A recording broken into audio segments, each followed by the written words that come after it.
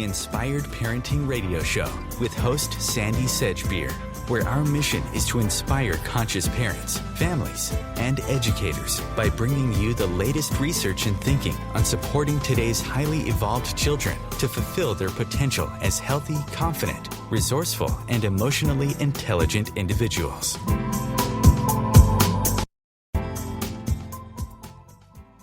And you're listening to the Inspired Parenting Radio Show. Parents these days are bombarded with so much advice from experts on how to raise their children. It's easy to feel overwhelmed and insecure about your own parenting strategies. Are you supposed to praise children, or will that make them narcissistic? Do you involve yourself in playtime, or let them figure it out on their own? Should you insist on your child taking up a particular sport or activity because it's good for them to exercise and socialize, even if they don't like it? In the face of so much conflicting advice, it's easy to get caught up in the so-called right ways of parenting and completely forget that every child is unique and that what works for one may not work for another. In a world that's becoming increasingly stressful and overwhelming for children and their parents, the one thing families don't need, says this week's guest, is more pressure. Katie Hurley is a child and adolescent psychotherapist and a blogger who also writes for several online publications, including PBS Parents and the Huffington Post.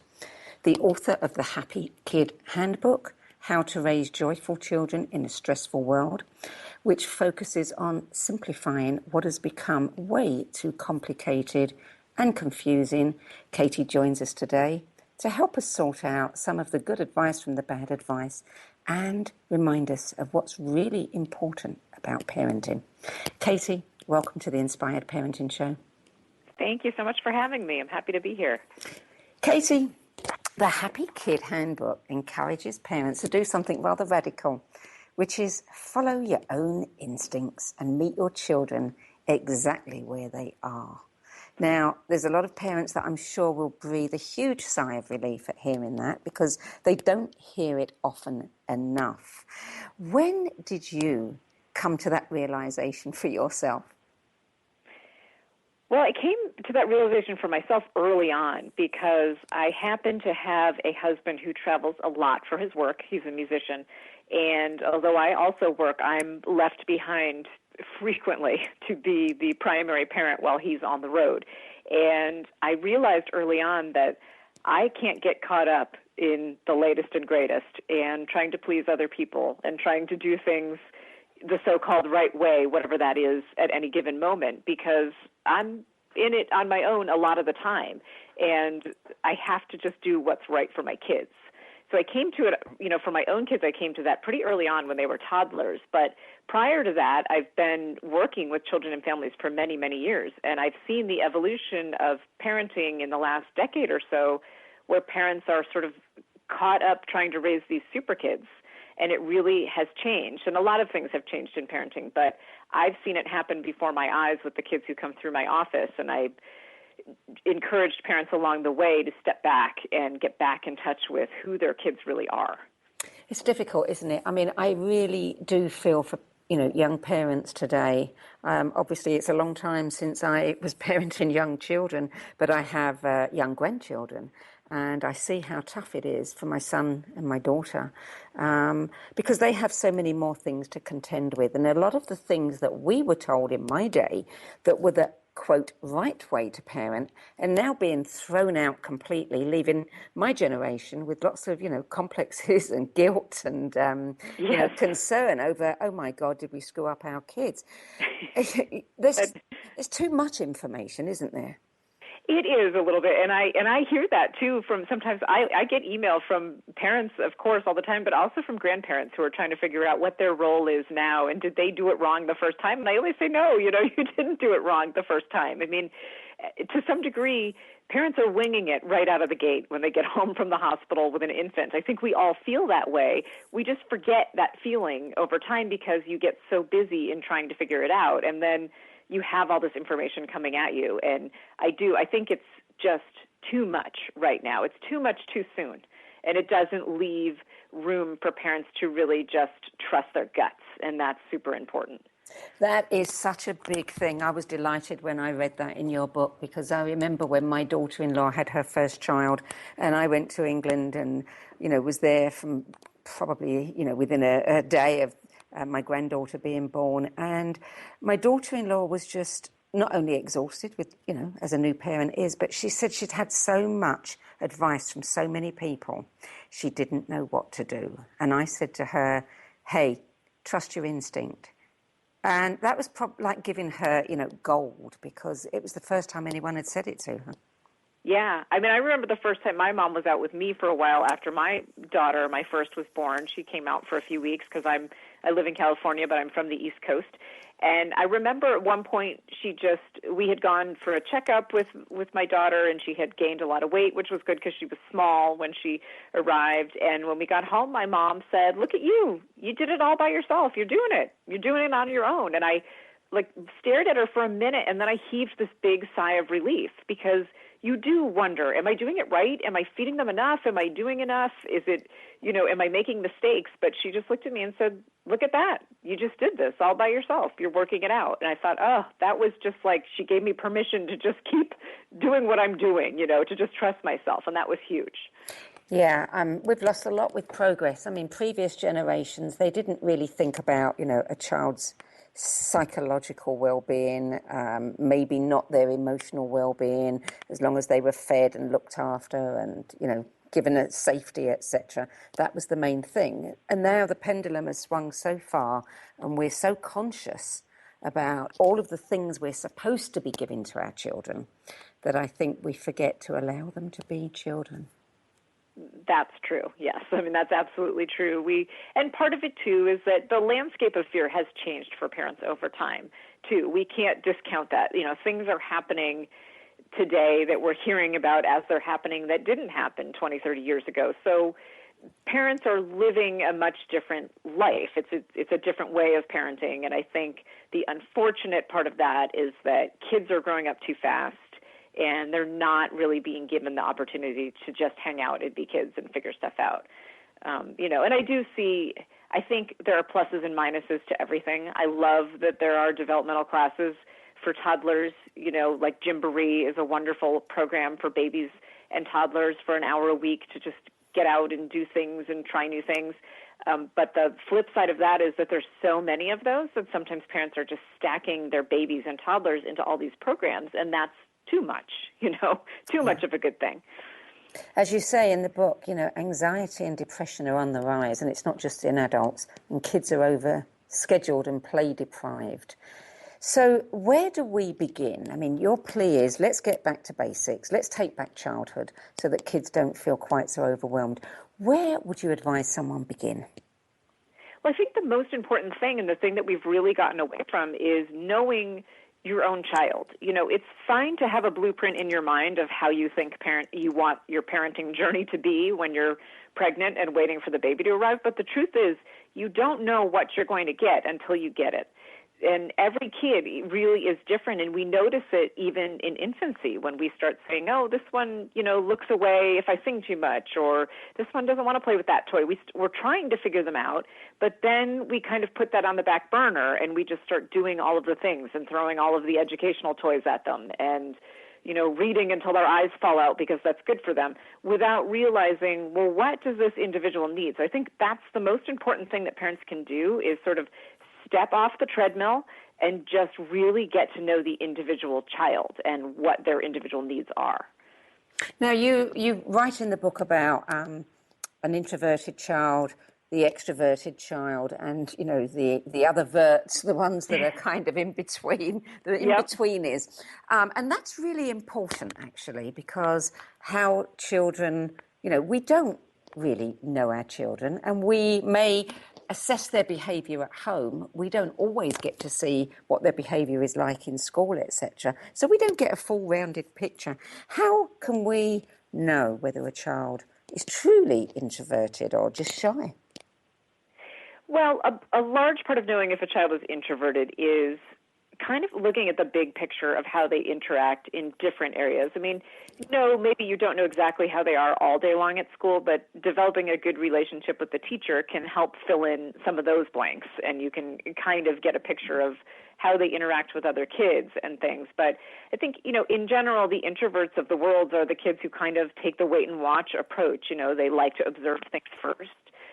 They need time to kind of re-energize after they've been in a busy situation or been around a lot of kids. So these are the kids who get home from school and really don't want play dates, or they don't want to go to soccer practice, because being in a classroom with 24 other kids all day long has completely exhausted them. And they want to come home and just play with their toys or read a book or build Legos or, whatever it is that they're interested in. And they also sometimes can be anxious, or they sometimes can seem like they're aloof, or they don't, want to be around a lot of people. That's not necessarily true. It's just that these are the kids who draw energy from being one-on-one with other kids. So they don't like to be surrounded by a huge group. And I think if we watch them at home, we watch them at the park, we kind of see how they interact at birthday parties and things, you can figure out what your child's preferences are. You just have to pay attention to the clues. Now, you say that we should allow our children plenty of time for self-discovery. The world has changed so much. Children don't anymore get a chance to just romp in the woods for the day, coming home at tea time, when mum calls them, and just, making up their own games. What can we do? I mean, safety is a big concern, of course, but how can we give our children, those opportunities while still keeping them safe? Well, we say that. We say that safety is a big concern. And in some areas, certainly it is, but not everywhere. There are plenty of areas all over this country where kids can be safe out in their backyards. I mean, it's not that they have to be out in a giant wooded area with a pond in the middle. They just need time. So even just in their own backyard or front yard, or even just in their own bedrooms, I mean, what they really need is time to just tap into their imaginations and make stuff up and just be who they want to be. So it doesn't need to be the perfect wooded area. So we'll come back to this in a moment, Katie. You're listening to the Inspired Parenting Radio Show. I'm Sandy Sedgbeer, and my guest is child psychotherapist, blogger, and author of the Happy Kid Handbook. We'll be back in a few moments. This is OTR-FM, part of the IOM radio network. OMTimes magazine is one of the leading online content providers of positivity, wellness, and personal empowerment. A philanthropic organization, their net proceeds are funneled to support worldwide charity initiatives via Humanity Healing International. Through their commitment to creating community and providing conscious content, they aspire to uplift humanity on a global scale. OMTimes, co-creating a more conscious lifestyle. Hi, this is Sylvia Henderson, intuitive life coach and energy healer. Are you ready to elevate and rise way above your normal? Be sure to listen to my show, Intuitive Transformations, on OMTimes Radio, Sunday evenings at 9 p.m. Eastern. Get the inspiration you need to transform your life. Host your show on IOM FM, the radio network of OMTimes Media, one of the more recognized brand names in the conscious community, and is backed by the extensive marketing reach of OMTimes. Hosting a show on IOM FM immediately connects you with our extensive dedicated community. Do you have time to read that inspiring book or that blog post you've been meaning to get to? In your busy world, how do you improve yourself and keep your life going? I'm Lisa Kay, and my Between Heaven and Earth radio show can transform your life just by listening. Be uplifted with inspiring topics, positive stories, and ideas that really work. Between Heaven and Earth Radio is conscious living for your soul, every Wednesday at 4 p.m. Eastern Time. You're listening to OTR-FM, part of the IOM radio network.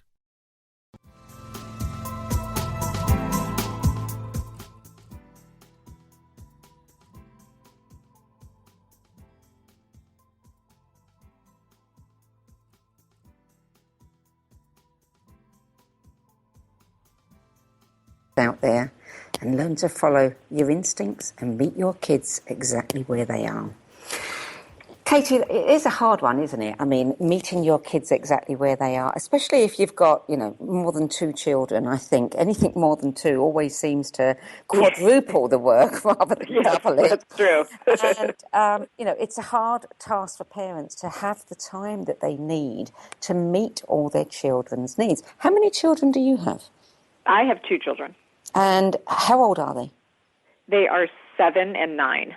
And how difficult or how easy do you find it to balance, their needs, their individual needs, and giving them the time to play with them and to meet whatever needs they have in any given moment? Well, I will say the one piece of my own advice that I do follow to a T is that I do not overschedule them at all. And they know that. The deal is that they can do one thing at a time. So, for instance, my 9-year-old daughter is an Irish dancer, and that's her thing. And that's what she wants to do right now.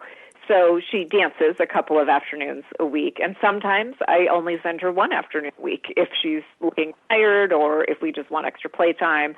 And my son played soccer in the fall, and that ended, and we took a couple months off, and now he's playing basketball, which is a 10-week program. So he's not, at one point he said he was wanting to play flag football, but the 2 sports overlapped, and I told him he had to choose, and he chose basketball. So that's one way that I sort of keep things in perspective with my own kids is that we don't do every single thing that's happening. If Riley decides she wants to take an art class, then we'll dial down the dance and do art for a little while. And we kind of switch things up and they get to try new things, but we don't do it all at once. And that's something that kids are doing today from a very young age, is that they're doing it all at once. And when I encourage parents to stop this practice, what they say to me is, but my kids want that. That's what they want. Those are their individual needs. And what I always respond to parents is that kids want a lot of things. Take them to a toy store. They're going to find 20 things they want. It doesn't mean that they know exactly what they need.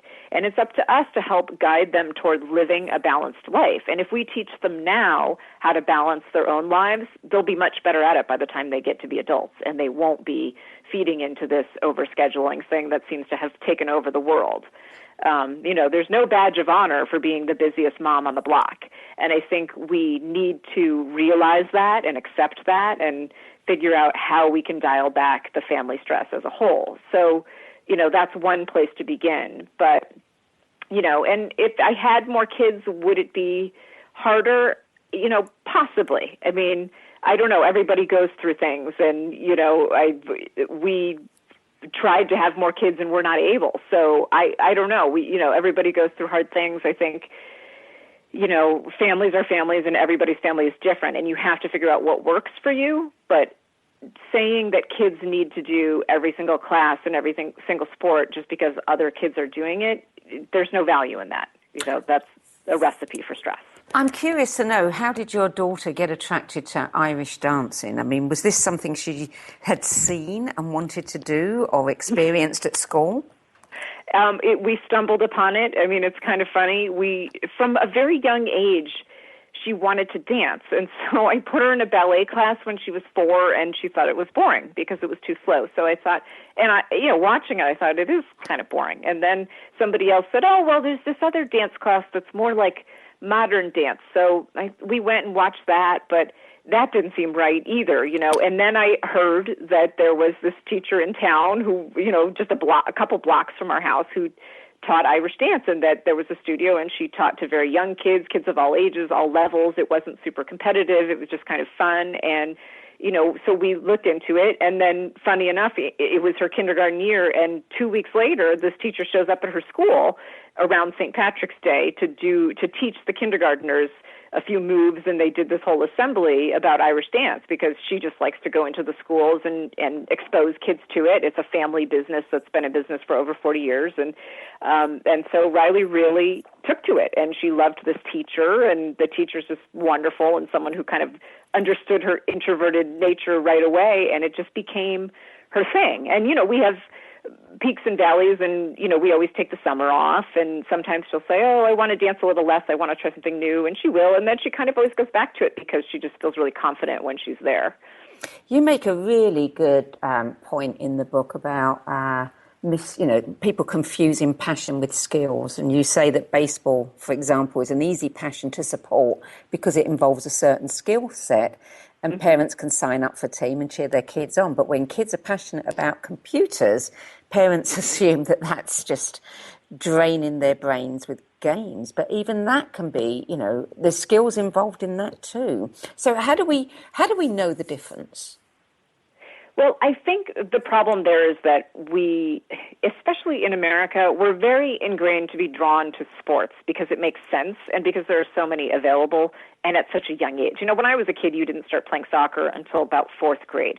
Well, now they're playing at age 2, and baseball starts at age 5, and ice hockey starts at age 5. All these things are just readily available and they're easy, and parents can sort of sit back and watch while a kid learns something. And we don't always necessarily listen. I've had so many parents come to me and say, I don't know why my kid will just sit there on the soccer field and pick grass. And I'm like, well, I don't think he likes it. I think maybe it's not fun.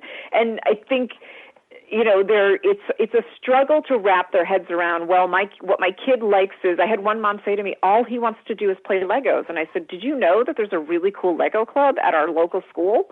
And the kids are building, it brings in engineering, and they're building all these great things, and it's really neat, and these are all kids who are passionate about Legos. And she's like, yeah, but that's not really a thing. And I said, of course it's a thing, So, after much prodding, she checked it out, and then the kid started doing it, and he loves it. We have to listen to our children and figure out what their interests are. Do kids need exercise? Yes. Do they get exercise by going on swings and climbing up and down slides and running around outside? Yes. It doesn't need to be an organized sport. That's what we've forgotten. People always say, what was better 20 to 30 years ago? Well, kids were just playing because it was fun, not because it was an organized sport. Wow, yeah, you're absolutely right. Now, what about when they want to quit these things? Some parents get really upset if their child has been part of a team and then suddenly they've had enough. And some won't let the child quit, or the child feels guilty for quitting. How do you handle that one?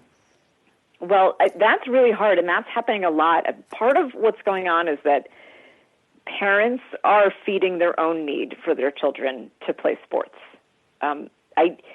When 20 years ago, not as many kids dreamed of being in the NBA. If you went around right now and asked a bunch of little boys who had basketballs in their hands if they thought they were going to be in the NBA, they would say yes.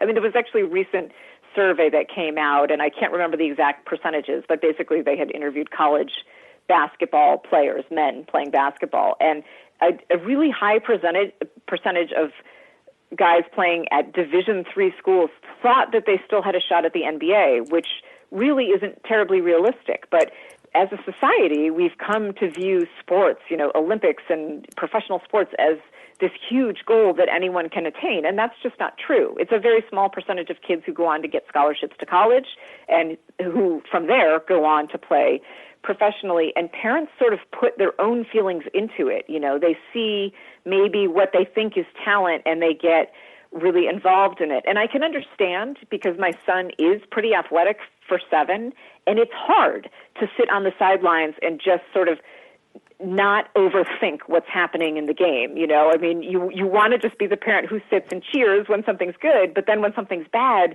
you can't help but say something. It's really, really hard. So I think that we get too wrapped up in what our children are doing, and it becomes our need, not theirs. And I think, parents need to take themselves out of the equation and learn how to say, this is what my child wants to do now. This isn't for me. This is for them. I could go play in a pickup league if I need to play basketball, but what does my child need to do? And that's, it's hard, but it's something that parents need to practice. Now, one of the hot potatoes in parenting is this question of whether we praise our children or how we praise our children. What do you have to say about that one? Well, I think that we overthink praise. I think it's gotten a little bit, we've gone off the rails a little bit. There's all this research on growth mindset, and I love it. I love the growth mindset because you want to raise kids who think that they can do it regardless of what we think. We want to raise kids who know that even if they fail or even if they mess up, that they can look at what they did and find a new solution. Because when you raise kids like that, you're raising problem solvers. So I think that's sort of where the praise thing started was, let's not praise every single thing every single drawing, every single thing, because then kids think that they're just great at everything and they don't have to learn how to problem solve.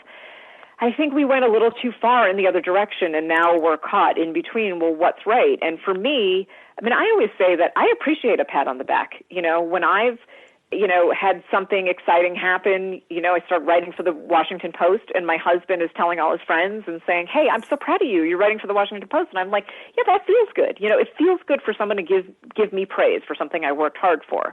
And I like it. So if, and as an adult, that something like that makes me feel good and inspires me to keep working hard, then why should I take that away from a small child who's also working hard at things?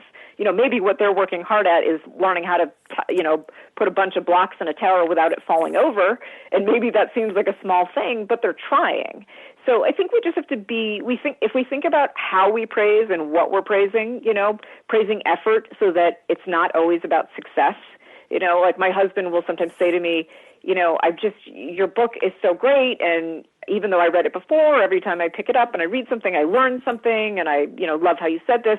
I mean, those are the kind of things that we need to turn around and say to kids. Like, it's not that you drew the best drawing I've ever seen. It's that, wow, look at those lines. You must have worked really hard to get those lines so straight, or, you must have worked really hard to make those eyes pop off the page the way they do. I mean, that's, praise what they're doing, the efforts that they're making. And then they see that, oh, yeah, it's all in what I do. It's not what I produce, it's what I do that matters. Yes, absolutely. And, this is a very much the English disease in that you don't praise your kids too much because everybody's so afraid they're going to get big-headed. And, the children shouldn't be, praising themselves either. And right. It's so far the other way that it's, you can't own anymore what you're good at, and I think you can, and that's a shame. It is a shame. Yeah, it's a shame. I mean, people are talented, and people have unique talents, and why can't we celebrate that? We should, We should indeed. You're listening to the Inspired Parenting Radio Show. I'm Sandy Sedgbeer, and I'm speaking with child psychotherapist and parenting blogger Katie Hurley. We'll be back in a few moments when Katie is going to share why play is so vital and why it's so important to teach your children about forgiveness. Stay tuned. We'll be back shortly.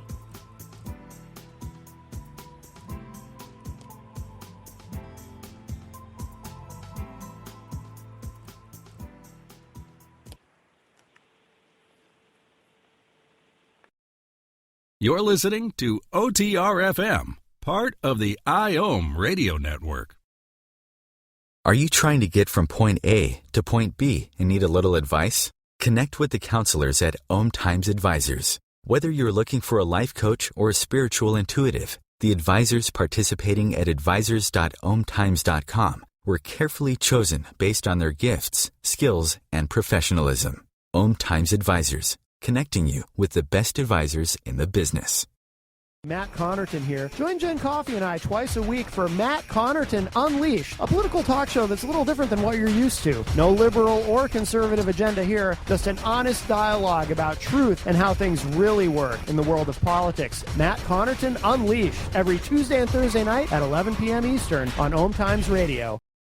Being a radio host on IOM FM allows you to build your show on a rich platform with the power of the internet to fulfill your outreach goals and connect with a very specialized and global online audience, unlimited by time and distance. OMTimes Radio will provide you with web relevance, a recognizable conscious brand, and with the standard of excellence that has accompanied every single OMTimes endeavor. Host your show with OMTimes Radio Network.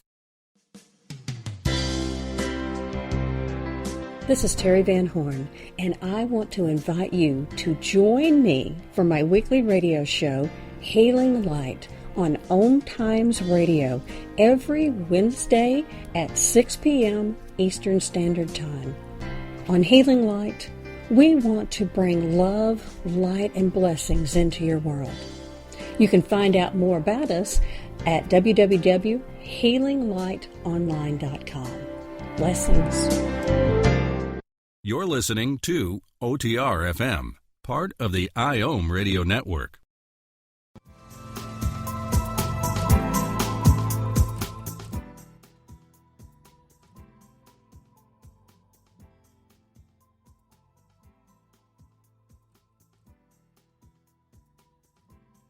Katie, let's talk about play. I mean, a lot of people are very dismissive. Oh, they're just playing. Oh, go and play. You know, the way we talk about it as if it's a really insignificant thing. But in fact, it's far from that. Tell us why.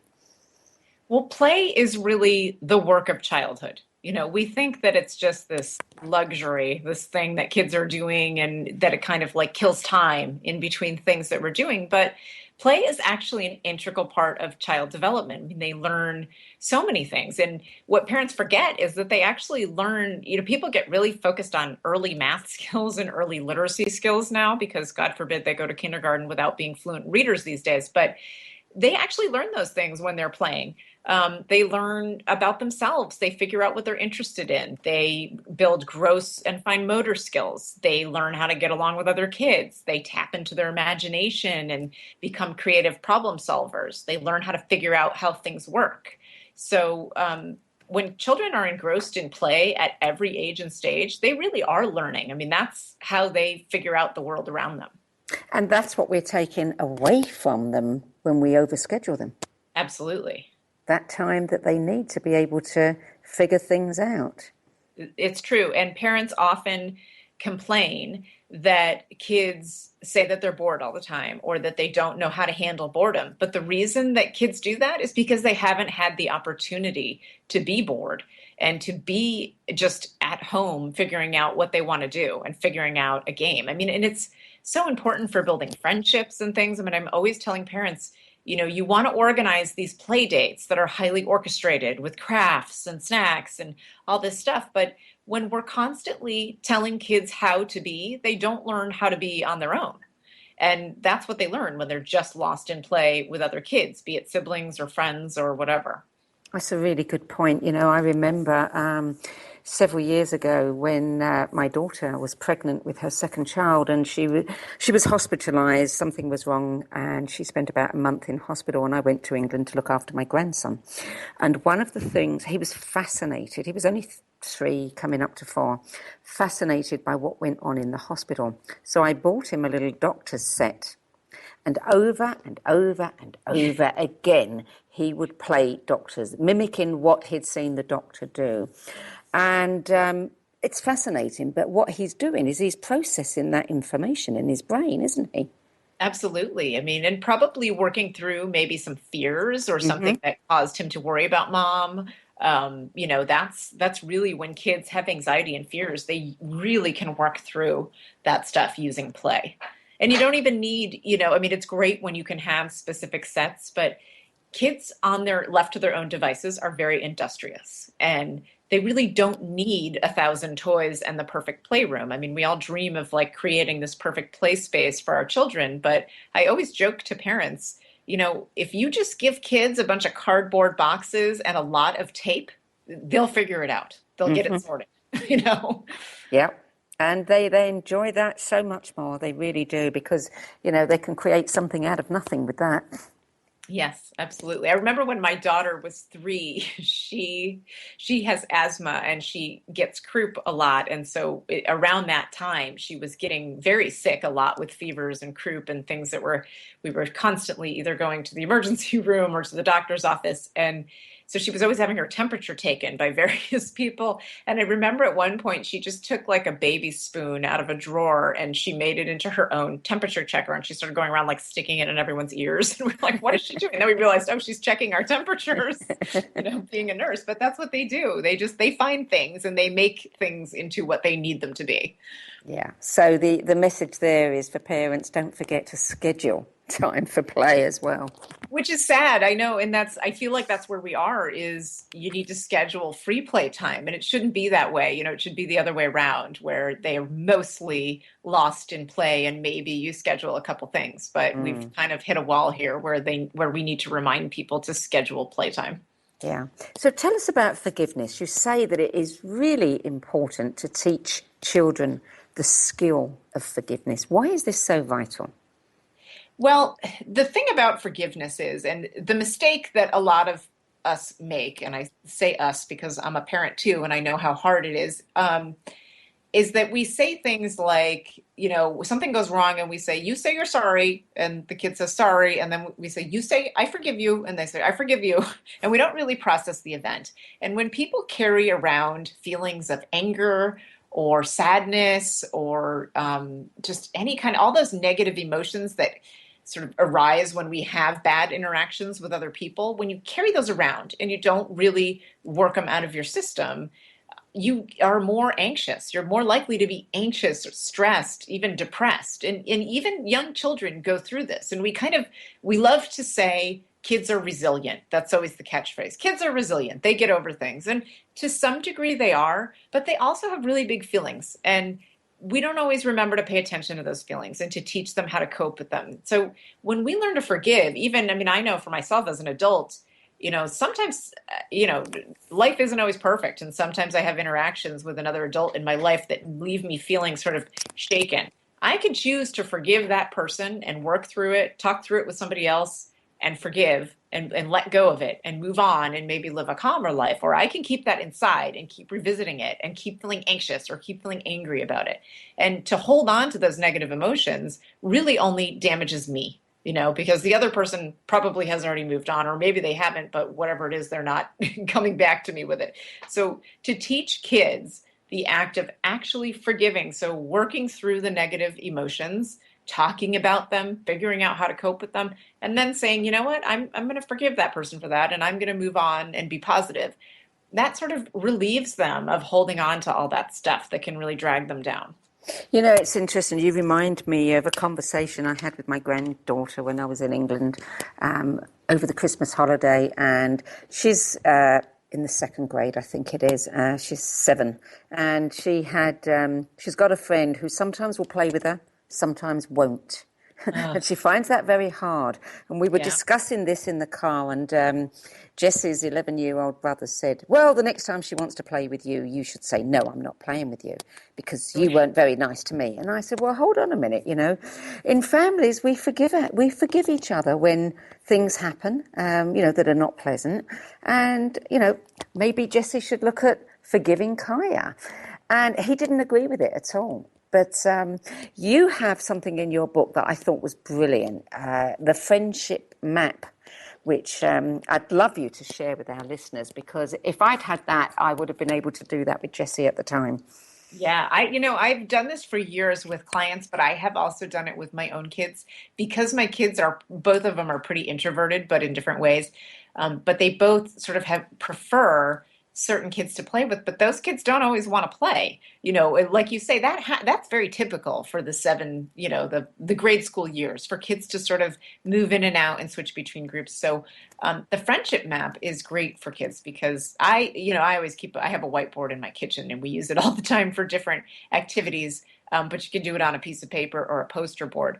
But what you do is you have your kids name all the people that are friends in their lives. So there's going to be that best friend. That's going to be the one that comes up first. But you kind of draw circles and say, well, who are the other friends that you have? Do you have a friend from your dance class? Do you have a friend from our street? Do you have a friend that you like to play with at the park? And you make circles and put down all the friends that the kids have. And then you sort of make it into a little map and you show them, okay, so if this friend isn't wanting to play right now, you can either sit there and be upset about it and feel left out and lonely, or let's look at your map and think who else might be around that you can play with that day. And that doesn't mean that you're not friends with the first person anymore. It just means you're taking a different avenue and you're playing with a different friend right now. And that you can kind of sort of go through it and draw lines and make it fun and put them in little, areas of where they typically play with that kid or what they typically play too. Because sometimes what happens is kids get stuck in a cycle and they'll say like, well, I always play, family at recess with Sarah. So if Sarah doesn't want to play with me, I don't know what to do, because I've been playing family every day for 3 weeks. I'm not sure what I'm supposed to do. That's kind of what happens with kids. And so when you make the map, you also write down like, okay, well, Susie likes to play on the swings and Caroline likes to play in the sandbox. And you kind of just have different ideas so that your child can visualize it and see that she has A, more than one friend, and B, different opportunities that are all fun and all choices she can make to make herself feel better. You know, that is such a great way of helping children understand. I wish I'd known that before, because I think I could have used that particular incident as a really good moment to explain that to Jessie and to her brother as well. Right. You also, you have some great strategies in your book, some really good ideas. I'm very impressed with it, because I get to read a lot of parenting books, and they're not all quite as rich. What's your favourite strategy? Oh my goodness, of all time? Yeah.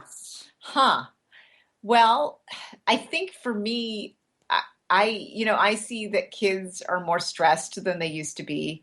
They're a little bit more anxious than they once were. So I love to teach kids deep breathing exercises and mindfulness exercises. My very favorite would be balloon breathing, which I've used with my own kids for years, and actually sort of prompted the book in a weird way, because my husband, when my kids were toddlers and he had been on the road, he snuck in on us and caught me doing this balloon breathing exercise with them. And I didn't hear him in the background. And all of a sudden he said, "Oh my goodness, this is magic. You have to tell all the parents of the world about this." But I have, when kids are stressed, or even just during sort of that so-called witching hour, when kids are getting, antsy at the end of the evening, I have my kids lay down. We all lay down together on the floor, and we just get comfortable, and we pretend that we're going to blow up balloons. And so we'll say like, "Oh, mine's going to be red, mine's going to be blue," and we'll design it. "Oh, mine's going to have tie-dye, mine's going to have, trucks on it." And we'll think about, well, what's it going to look like? And then we practice deep breathing. So we put our hands up to our lips as if we're blowing up a balloon, and we take a big deep breath in, and I'll usually count to 4 so that they do a nice slow count of 4 breath in, and we'll hold it. And then I'll say, "Okay, blow up your balloons." And I always remind them beforehand, to blow up a balloon, you have to blow slowly. You can't, if you blow too fast, it'll pop out of your mouth. And so I'll count out 4 while they blow up their balloons, and they'll visualize blowing up that balloon. And I'll say, "Okay, tie a string on it." And they'll tie a string on it, and we'll watch it float away. And we'll say, "Oh, let's send it to Mimi in Connecticut," or, let's send it to Papa in Massachusetts. And we'll kind of watch it float away in our minds. And then usually they love doing it, and it's so relaxing to the senses that we'll probably do 2 or 3 just for fun. You're listening to the Inspired Parenting Radio Show. I'm Sandy Sedgbeer, and I'm with child psychotherapist and parenting blogger Katie Hurley. After the break, we'll be looking at some more tips and strategies to help children deal with emotions like anger and frustration. We'll be back in a few moments. Stay tuned. You're listening to OTR FM, part of the IOM Radio Network. Are you trying to get from point A to point B and need a little advice? Connect with the counselors at OMTimes Advisors. Whether you're looking for a life coach or a spiritual intuitive, the advisors participating at advisors.omtimes.com were carefully chosen based on their gifts, skills, and professionalism. OMTimes Advisors, connecting you with the best advisors in the business. The name is Bond. James Bond. No, the name is Joe. The Joe Show. And we are returning back for our 9th season here on OMTimes Radio.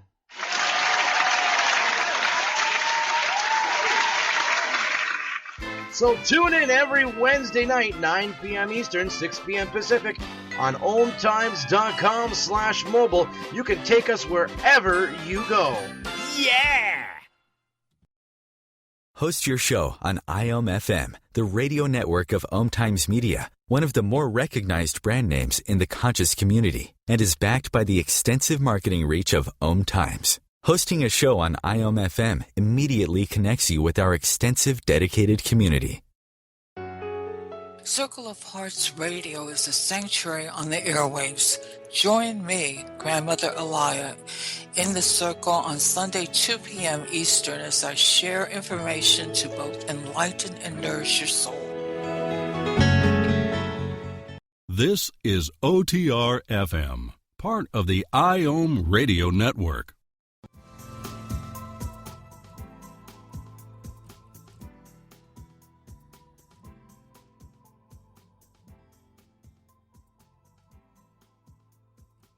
We're talking about her book, The Happy Kid Handbook.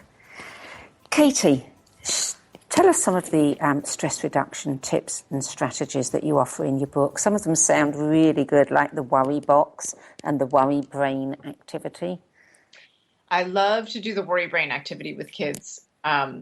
And you don't have to, you don't have to have a highly anxious kid to need to do this, because all kids have some worry. That's normal. It's actually a good thing. If people didn't worry, they would do things like walk in front of a moving car. So having a worry center is actually a good thing. But doing a worry brain with a kid really helps them understand how their brains work and when a worry brain is being too loud, and taking up too much space in their brain. So what I do, and God bless the internet, is download a template of a blank brain, and you can just Google blank brain template and a bunch will come up, and I print one. And what I say to kids is I would draw a very small semicircle at the base of the brain. And what I say to kids is that everybody has a worry brain, and it's generally pretty small, like this little semicircle. And then the rest of the brain is in charge of all of the other feelings. And what happens is when sometimes worry brains just get really too loud and out of control, and you start thinking of all the things that could go wrong. I could get hit by a car. That dog could bite me. I could fail my spelling test. I could fail my math test. I could have no friends to play with today. And when your worry brain sort of gets turned on and it starts taking up too much space in your brain, it crowds out all the happy, positive emotions, and it just sort of takes over. So what I do is I have kids fill up the larger part of the brain with all the things that make them happy. And that doesn't mean that it has to be activities or people. Like, it can be anything. I mean, I had one kid recently write meatloaf in there. Like, it's, all the things that just make you feel good. Is it jelly beans? Great. Put that in there. Is it riding a bike? Is it feeling the wind in your hair or watching a sunset? All of the things that make you feel good, positive, energetic, happy, put that in the larger part of the brain. And then in the lower part, put the worries, because we have to acknowledge and understand our worries. And all kids have them, and some kids have bigger ones than others, but all kids have some. And if a kid ever tells you they don't have any worries, then they're just not in touch with their emotions, and that's another conversation. And sometimes it helps if parents do this activity alongside their kids, so that kids can see that even adults experience a range of emotions. And so once the worry brain is filled out, what I say to kids is, so when your worry brain sort of kicks into high gear and starts telling you to think about all those things that make you worry, I want you to visualize your happy brain and take one of those strategies in your mind and say, stop it, worry brain. I don't have to be worried right now because I can ride my bike after school, and that's going to make me feel good. Or I don't have to be worried right now because my mom is going to pick me up soon and I'm going to get a big hug and I'll feel better. So it just kind of helps them figure out how their brains work, and it starts planting the seeds of self-talk, which is a huge strategy for kids to learn how to use, both for anxiety and for anger. And it sort of plants those seeds for them so that they realize they can have some control even when they're feeling out of control. I was looking at your blog earlier and I saw a piece on negative self-talk, and I was surprised that, this is quite common with young children. So would you use the worry brain activity with a child that's, indulging in a lot of negative self-talk? Absolutely, yes. And sometimes I even flip it and I call it, instead of a worry brain, I call it the anger brain or the mad brain, because we all have different negative emotions. Some of us are more apt to get angry first. Some of us are bigger worriers, so whatever the negative emotion that's crowding out the positive one, you just put that in the smaller part and have them talk about those things. What happens with kids with negative self-talk is kids by design tend to be black and white thinkers. They haven't experienced enough of the world to know that sometimes you just have a really bad day, and it doesn't mean you're a bad person or that you're bad at everything, but that this day just isn't going well, and things are happening that aren't great, but that's not a life sentence. Kids tend to be overreactors in their minds. And so they think, oh my gosh, I got, 10 spelling words wrong. I stink at spelling. I'm never going to do well in school. They start reeling. So the worry brain activity actually works really well for kids who tend to be negative thinkers, because it helps them sort out the negative from the positive and realize that the negative doesn't have to take over. What about the trash can basketball technique for venting frustration? Tell us about that one. That's a really fun one for kids. And it's actually a fun one for adults too, fun tip. But, everybody gets mad. Everybody gets frustrated. as adults, we sort of take for granted that we know most of the time how to deal with that. I mean, maybe we don't always do it exactly right, but, we know how to cope with our frustrating feelings, but kids really don't. And so they bottle them up, and then they all come out in the form of like what a parent would call a meltdown or something, or a temper tantrum. But so what I do with kids is I have them name for me, just like yell it out, because it feels good to yell when you're mad. So yell it out, like all the things that are making you mad right now. And I put one thing per piece of paper. I'll get a bunch of pieces of paper. And so if it's, my friend didn't play with me, that's one piece. If it's, my brother's being mean to me, that's another piece. And so we put them all down on pieces of paper, and I usually help them with the writing so that they can just focus on the feelings. And then they scrunch them up and they go across the room, and I put out a little wastebasket, and they try to shoot them into the wastebasket. And as they're shooting them, they yell out like, that made me feel bad that you didn't play with me today, or, whatever the thing was that made them frustrated. And so they really learn to just vent it out, because if kids don't learn to vent their emotions, to get the negative out in a healthy way, they bottle it up and it comes out in an unhealthy way later. Yeah, it's so true. Well, before we bring the show to a close, I know that you love guided imagery, and I think, there's very few people who don't, but you have some great ideas for how parents can use guided imagery with their children. Could you share some of those with us? I do love guided imagery, and, sometimes it's hard for parents to wrap their heads around doing this, but when they do it and they engage with their kids and do this, it really calms both the parent and the child, because we have stress. It's hard being a parent, and we need to acknowledge that. I often encourage parents to do this at night before bed. Bedtime battles are always a big concern among parents. We get to the end of the day, we just want them to go to sleep. They get to the end of the day, all the worries they didn't talk about during the day come out, and they try to stay awake longer. So it's sort of like goes back and forth and back and forth. So building guided imagery, which really only takes 5 to 7 minutes into the process, can really be calming for everybody. And so I do this with my daughter almost every night. We call them relaxing stories. But I do want to say there is a program called Ready, Set, Relax. It's a book. You can get it on Amazon. It is full of guided imagery scripts, everything from, ocean scenes to walking on a rainbow, all sorts of different things, if you don't want to come up with your own stories. But for kids, sometimes coming up with your own story really helps. So I'll say to her, where do you want to go tonight? And she'll say, I want to go to a lollipop forest. And I'm like, okay. So I have her close her eyes, and I lay down next to her, and we do a few deep breaths, kind of like the balloon breathing. And then I'll just start a story in a very kind of calming and monotone voice. And I'll talk about, okay, tonight Mommy and Riley are going to the lollipop forest. So the first thing we have to do is get on the red path, because that's the one that leads to the lollipops. And for about 5 minutes, I'll just make up a story, and I'll add lots of visuals and, lots of fun, bright colors and things so that she can visualize it in her mind. And she'll just kind of really fall into deep relaxation mode. And then when I see that she's really relaxed, I'll say, we had a wonderful trip to the lollipop forest, and now it's time for Mommy and Riley to go to sleep. And then I kiss her goodnight and go out of her room. And parents kind of say to me like, oh, I don't think I can do that. It's weird. It's embarrassing. I'm not creative enough. But you know what? Everybody's creative enough to come up with a 5-minute story. And, for a boy, it might be something different. They might want to go to outer space. Who knows? They might want to go to the lollipop forest. I don't know. Or to the ocean. But, you kind of come up with your stories. And if you just build it in, and that's your last 5 minutes, it's really a relaxing way for everybody to end the night and decrease the battles. Yeah, I can remember when my one of my grandchildren was younger, he always wanted to go on a spaceship. And so we used to, just before he went to sleep, we were always going places on spaceships. It's fun. And if you cue them to do the deep breathing, that helps really slow their bodies down and slow their brains down, and just helps them fall into that relaxing state. It does indeed. Can you tell our listeners where they can get your book? As I said, it really is full of ideas, and it's a great comfort too, because it talks to parents. They don't have to be perfect in everything they do with their children. Right. Thank you. I appreciate the positive feedback. It's available at Amazon. You can get it at Barnes & Noble. I'd certainly love it if you would support your local independent bookstore. It's available everywhere. And is there a follow-up in the works? I'm working on it now, so to be continued. But yes, there is. Can you give us a little sneak preview of what's going to be in that one?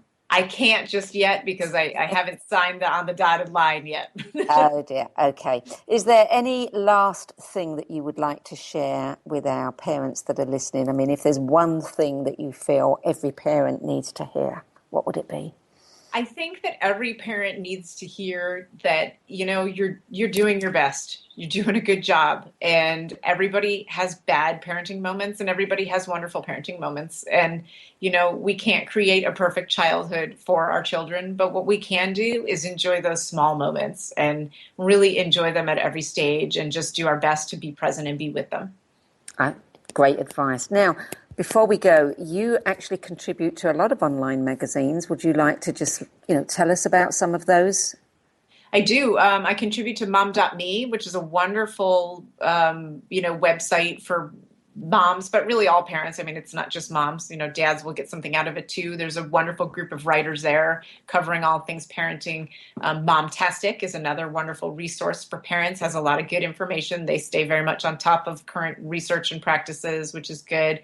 You can find me on the Washington Post. You can find me on the Huffington Post. I'm covering all things parenting. They're all kind of great resources, but I always say to parents, don't read everything just because everything is there. Read what you need at the moment, search out what you need at the moment, because otherwise it's too overwhelming. And we're right back to the beginning, which is follow your own instincts. Yes, that's right. Katie Hurley, thank you. It's been a delight. Thank you so much. I appreciate it. Thanks, Katie. The Happy Kid Handbook is published by Tarcher Penguin and available from all good bookstores, as well as that other place online. That's all for this week. The Inspired Parenting Radio Show is brought to you by inspiredparenting.com. Do go check out all the free articles and the many benefits of subscribing. I'm Sandy Sedgbeer. Thanks for being with me today, and I look forward to being with you at the same time next week. Till then, it's goodbye from me.